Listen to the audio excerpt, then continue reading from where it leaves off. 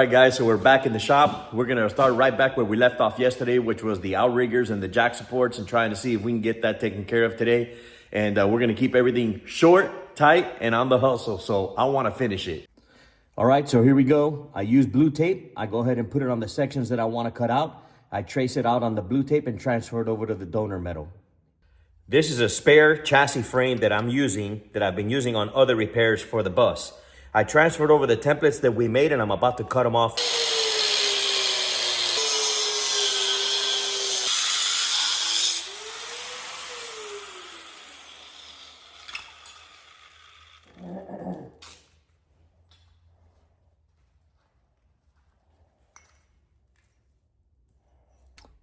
Here we go with the pieces already put in. They're sized up, they're trimmed up, everything is ready to go. Let me show you this guy over here. There you go. So everything is ready. I am gonna go ahead and wire wheel all of this to have fresh contact. Same thing as here, fresh contact. And then I'm gonna spot weld everything up all the way around it, except for this little edge right here, because it has like a little bit of a bend. So I'll tack it up to like right here and right there. And then I'll like dolly it or hammer it, ping, ping, ping, in, just so it'll come out nice and flat here, because right here it's tapping right here. I can feel it, like my nail gets caught on it. And same thing with this guy. There's a little bit of a bend, so I'll go ahead and like bend this out, tack this in here, tack that on the sides, and then start bending the metal in order for it to get that shape right there. I don't know if you guys can see this, but you see this separation right here? So I am gonna show you what it looks like real quick. Hopefully the camera doesn't shut off. But the factory spot welds went out on it. I don't know if you can see that, but let me see if I can show you there. The factory spot welds broke. They popped off. They didn't do such a hot job. I don't know if you can see it there. They didn't do such a hot job on the welding on this little edge right here. So I'm gonna drill through the back, you know, right where the spot welds were. And I'll go ahead and clamp it and re-weld that area so that everything looks nice and neat when we're done. All right, here we go. Finally cleaned it all up, detailed it all out, taped it up, and primered it. So that's just the primer.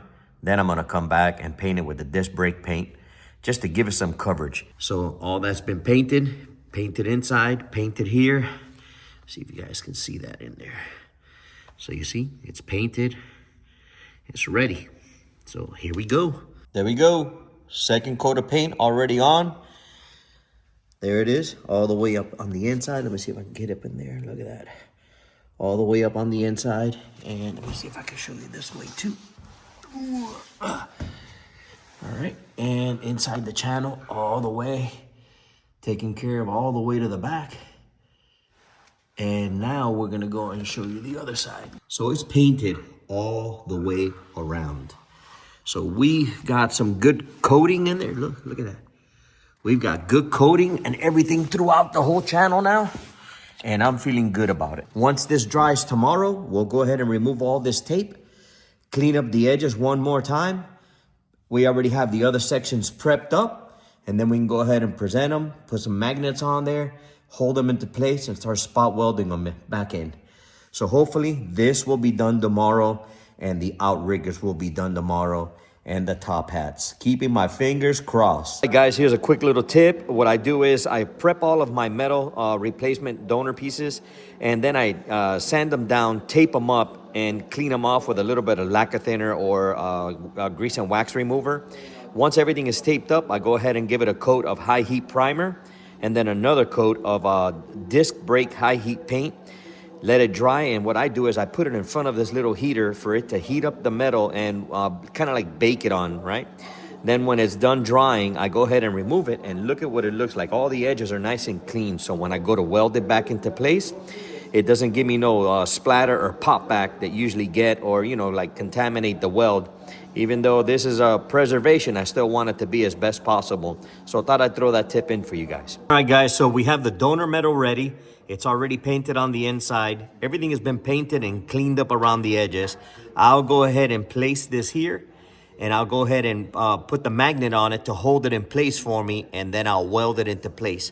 So I just wanted to give you a heads up on painted, and ready to weld on. I'm just gonna go ahead and give it a quick little grind on the edges, exposing raw metal so we can get good contact. I'll be back in a minute. Guys, there you go. I got the inside of the frame, the two pieces that came apart there. I drilled them out, tacked them up, and got them ready to go. So those are done.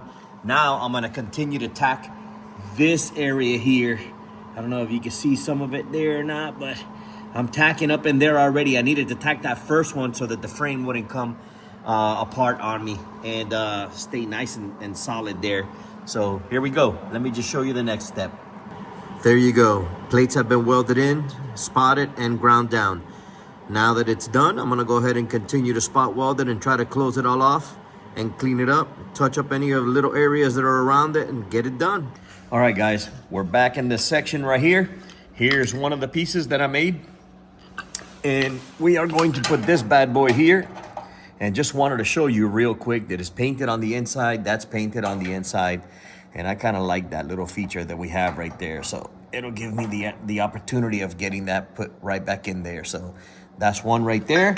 And here's the other one also. See? Painted on the inside, the edges are not. That way I can get in there and take care of it. And then I'm not sure if you can see in there. You see that hole in there where the wire's at? Let me see if I can move the wire for you guys to be able to see.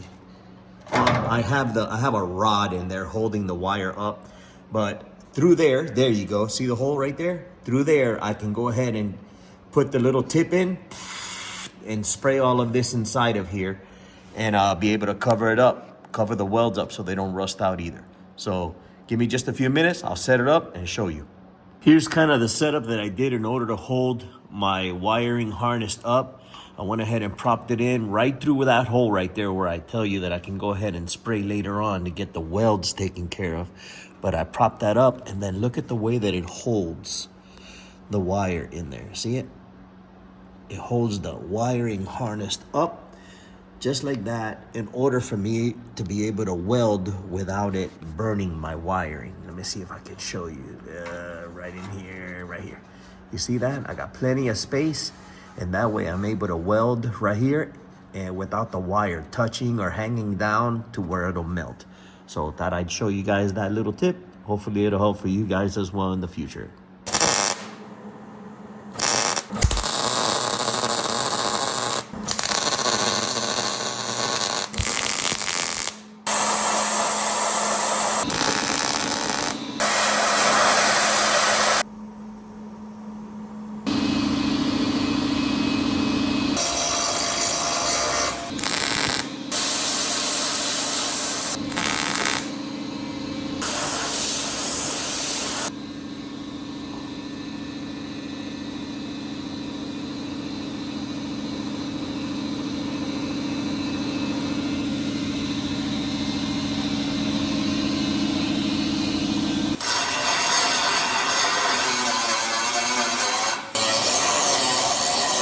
Here we go, guys, keeping it moving.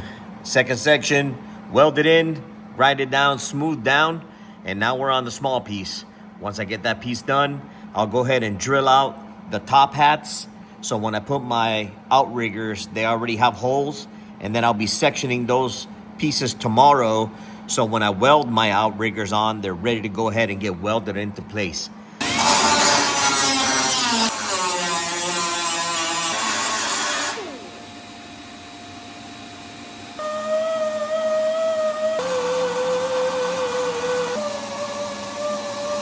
All right, well, this is what we got done for today. We finally got that corner buttoned up, nice and trimmed up. And we got this face over here taken care of also. Let me see if I can get over here to show you guys. There you go. We got that taken care of also. And like I said, I wanted to try to get in here and get all those holes drilled out there so that I can have it ready for the outrigger when it goes in. Look at that. Look at how nice that came out. That came out really nice. All right, guys, so we got that lower passenger side corner taken care of. We got the flat part taken care of. We buttoned up the sections that came loose where I showed you the back panel had come loose from its original factory spot welds. Drilled those out, welded those up. All that came out really good. Yesterday, when I was getting ready to just leave and I was finished, I was like, let me just throw an extra coat of this disc brake paint. And that way I can leave it nice and thick. And tomorrow I'll come in and start doing things up. And it didn't work out as planned. I threw a heavy coat. And when I got under the bus to go and take a better look at the paint, a drop of caliper paint fell in my eye. And this is what it looked like. I got a chemical burn in my eyeball. And that's why it's important to always wear safety glasses. To be honest with you, I got lazy. I got under there, sprayed it, put the can down, and just went to go and look to see if it was fully coated.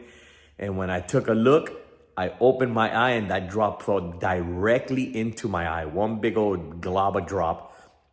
And yeah, that's it right there. Look at that. It's crazy. And yesterday it was like lava. Today it's very bothersome and it feels kind of like sandy, but I'm going through it. So we'll be back out here tomorrow. Same time, same place. And thank you guys again. We're going to try to get this done. That's why I'm hustling. I'm really trying to get this done. So here we go. Thanks again. You guys have a great evening. Appreciate you being here.